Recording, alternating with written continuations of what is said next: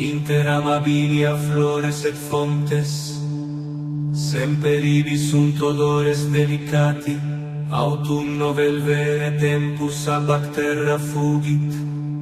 aer amore plenus venit digitis luminis aperiens oculos, fumus sec in ignorantia viventes, hic per spiritum purgate sunt anime, postea in altissimis celis volant et canunt aves, hic ortus maximus est thesaurus quem habeo, hic invenio illam vitam quam querebam in regnis plenis malorum, vendidi omnia quae habebam temere possem, Christus laudetur, nun divitias eterne recipio, vivorando amando in illo corde santo. Ibi sunt arbores